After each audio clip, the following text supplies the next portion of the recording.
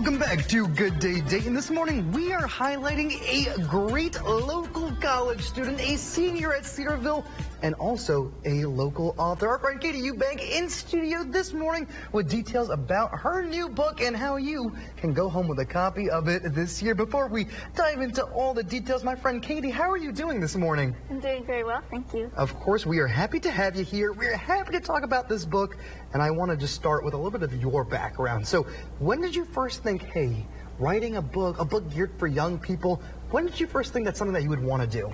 I've been making the snails at farmers market for a while, and they all had personalities, and I knew that I wanted to write a book someday, but I never had the skills until I started the industrial design program, and they did drawing lessons and all of that, and then I had gathered enough skills that it was time to finally write the book that I had been thinking about for a while. So years of experience, years of inspiration, now into a book. And I want to clarify one thing you mentioned. You said you've been working with snails for a long time, and that was the inspiration for this book.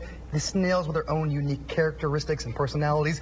These are not snails that you would find out in nature. These are unique snails that we're seeing right here. Talk to me about these. Where did you first discover these as your little friends? I started creating a stand at the farmers market when I was around 15, and I originally had jewelry, and I wanted to sell jewelry, but then someone said, why don't you make little creatures?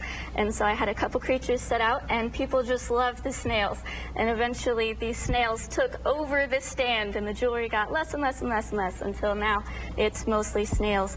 I had always had a marble collection, and so it was fun to create sculpture and marbles together and make the snails. And it just went from there. Good stuff across the board here. So, like you were saying to me before, each of these snails has a unique personality. Talk to me about the personality of the snails and how that helped you create this book. Who is this book mostly modeled after? It's Clover's Crafty Day, the name of the book. So I'm assuming one of the snails is Clover, right? Yes. Clover's the little green one, and he is learning from Poppy. I imagine that Poppy is the mentor snail. She's been doing mail delivery for a while.